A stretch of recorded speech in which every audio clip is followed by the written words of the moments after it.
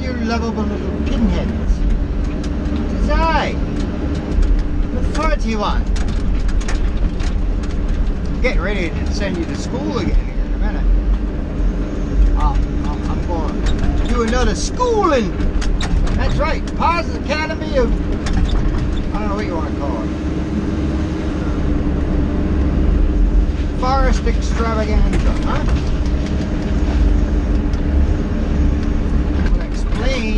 I'm gonna do some splaining. Remember that? Oh, Ricky Ricardo. Lucy, you got some splaining to do. Oh, Lucy, you got some splaining to do. Alright, I'm back over here where I was the other day when I made them a couple of videos. Oh, I got something going on with my saw here. Why ain't it working? A bad wire or something going on. Chop. Go out and investigate. But anyway, I've bounced around since then. But they got this all skidded off. So I came back over here to throw some more wood on the ground, finish this up. It's actually going pretty good.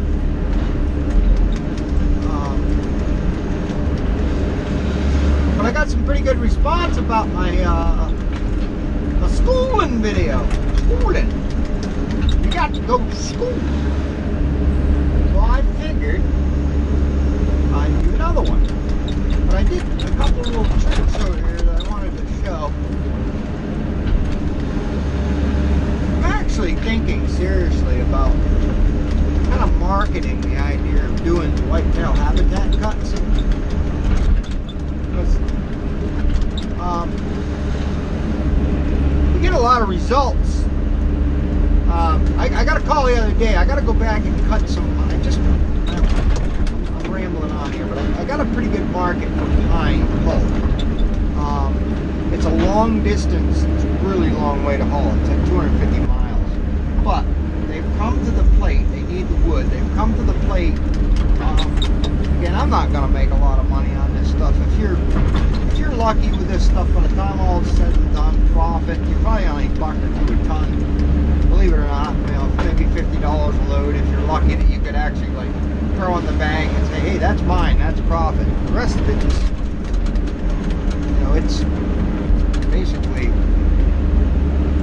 you make a contract rate. You know, you make enough to pay the bills, pay the guys, pay the fuel, you know, buy the insurance, yada yada yada, right? Pay all the expenses to repair. So to actually say profit, I mean, it's like any other business. If you're lucky, there might be 6 or 8%, you know, at the end of the year. So that's all right. But anyway, they came to the plate. I just had a meeting yesterday with a rep from West Waco, and they bumped me up enough so I think it's going to be worthwhile to kind of dedicate one truck to going down there, maybe even 2. Even though, you know, it's 1 trip a day is all you can do. But I've got a lot of these pine jobs I can buy, and nobody really, you know, nobody wants them because it's, if you're not mechanized, you just can't do it anyway. So I'm going to try to tip these out this way, come out of the, I don't want to smash down those, and I got a reason for it. I'm going to explain it. I'm going to explain it in a minute. I'll do some explaining. Why my saw back. Just started doing that a minute ago. If I grip something tight, so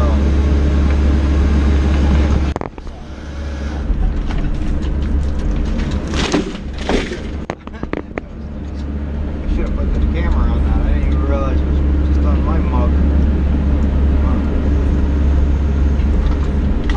Anyway, if we send this pine down there, I've got a few jobs I want to do, but I got a call from a guy who kind of became a friend that he cut his property. Matter of fact, when Alex was here, I don't know if you guys remember, I had a video where I had Kimmy here sitting up on a wood pile with the sunset in the background, blah blah. It really came out pretty cool. I was loading a truck with this thing, sitting up on the log pile. That was the job. So we did some pine there, but I couldn't get rid of it there. You know, the market just plugged some of them. So anyway,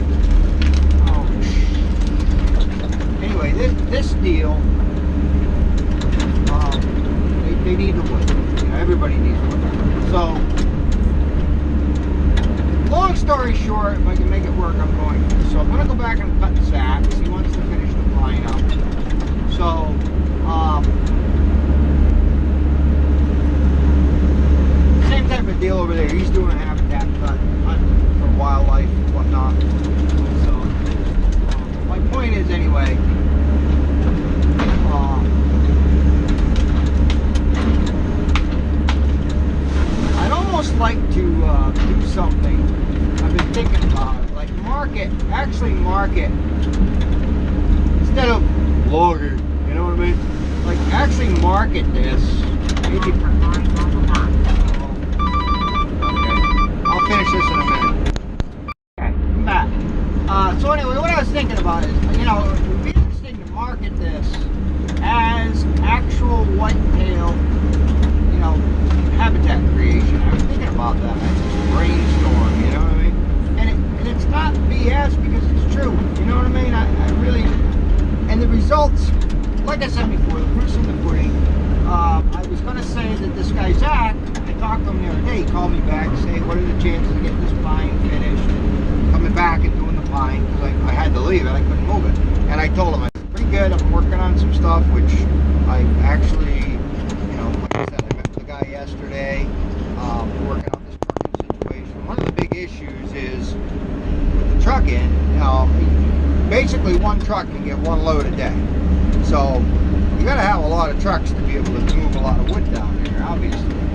And with both crews finally getting up and cranking a little bit, which we need to do, you know, it's going to be a logistical nightmare with the trucks, is basically what I'm getting at, I guess. So, I told Zach that. I said, if I can work it out, I got a guy that would like to maybe run one of my spare trucks, a Silver Bullet, maybe run the triax a little bit, and do some local stuff so I can dedicate Mark and Mikey to going down to West by God, because they're a portion. They're the newer trucks, which are supposed to be dependable, right? I think, I mean, you know, I've rebuilt them, I hope they're dependable now, whatever. But so, I'm trying to work this all out. And that was my point in all this rambling.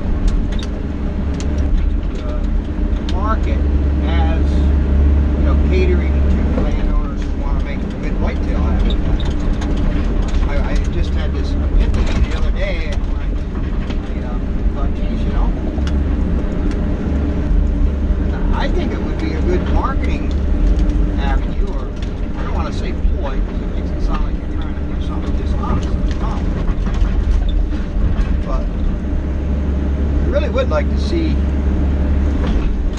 these large landowners do some of this stuff, because it's hand in hand. It goes right along with the forestry end of it too. Why in the world when I clamp my grapples, my saw won't?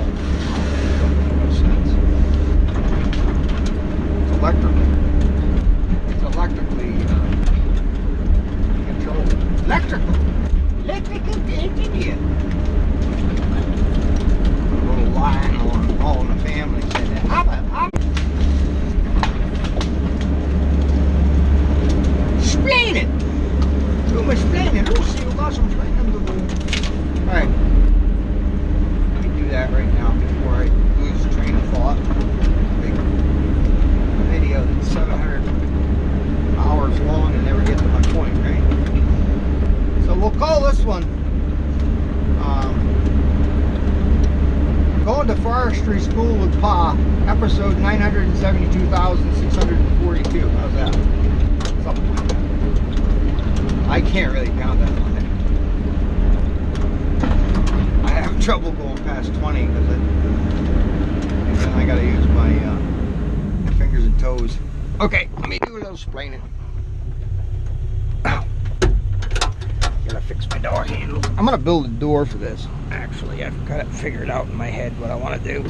I gotta get the steel for it. Figure here we get some rainy weather and do that. But what I done, obviously this is a clear cut here.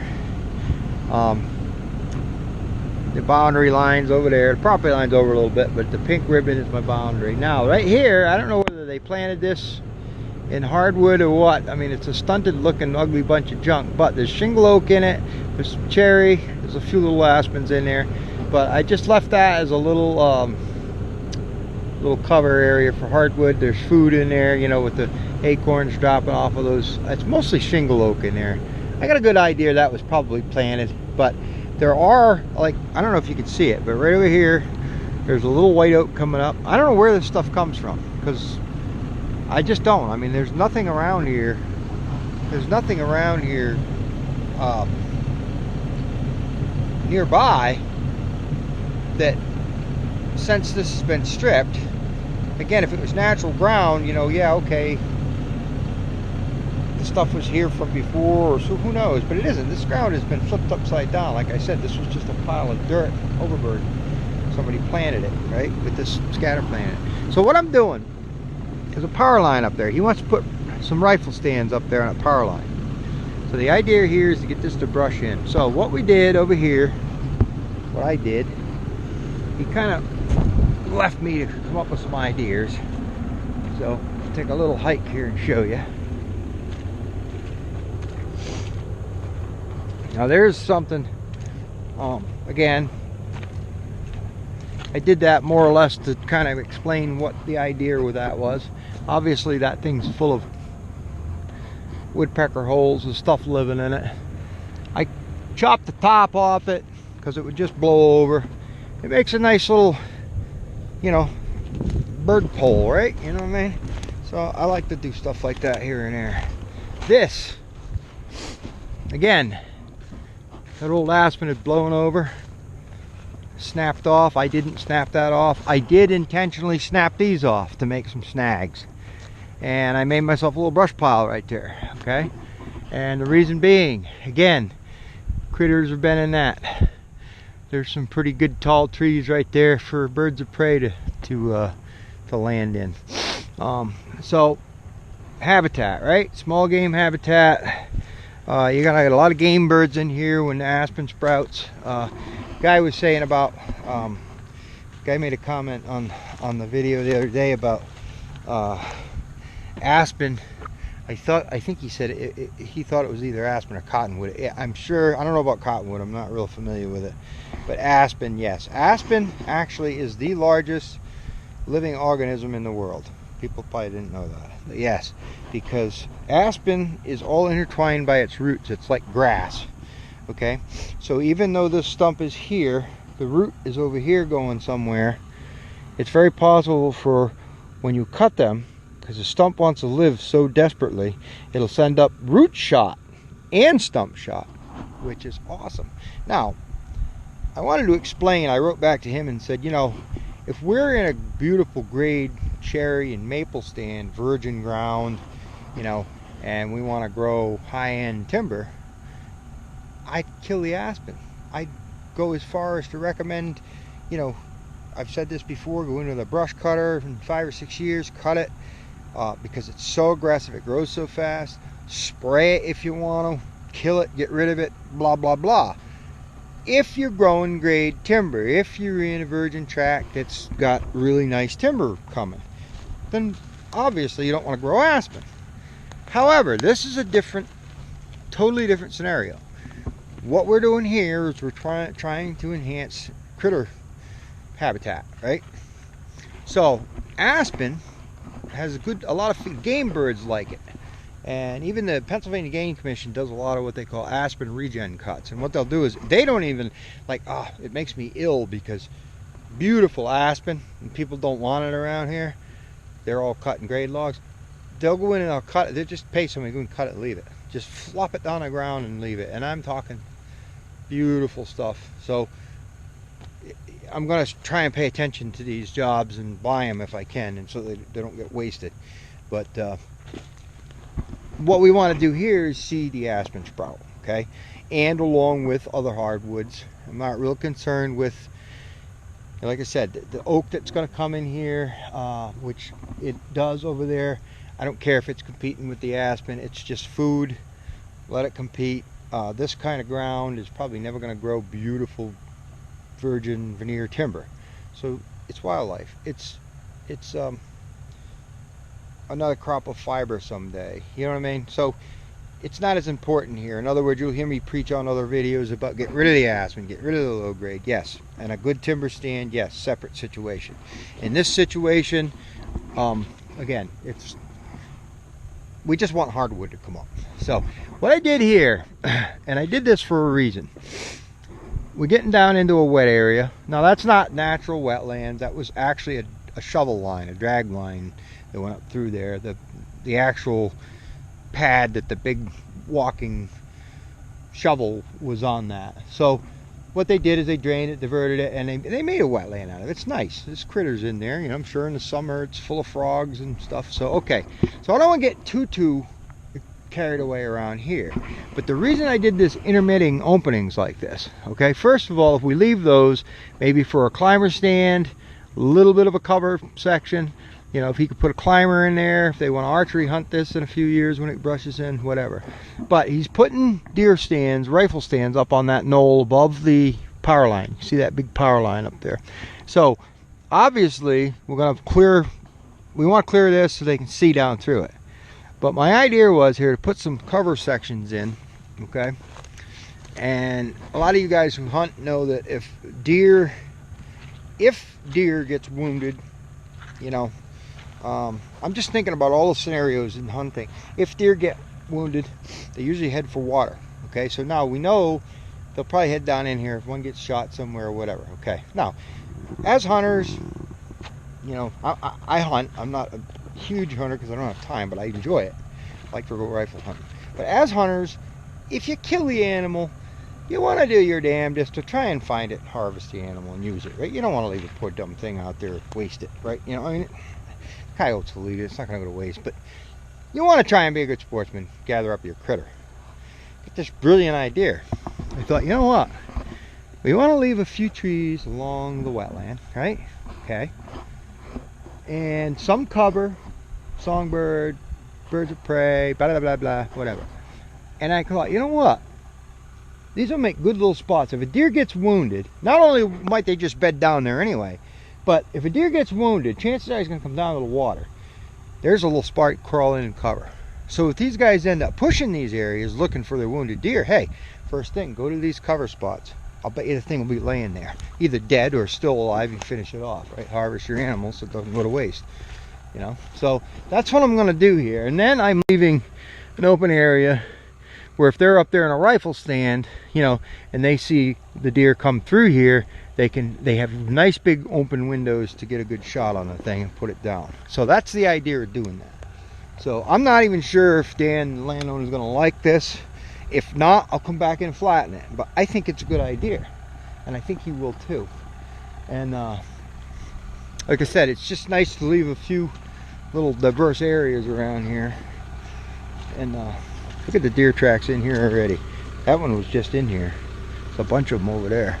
But yeah, and then, you know, leaving little stuff like that, just to, you know, I mean, I've said this before, there's no way you can do this without disrupting wildlife. You're going to.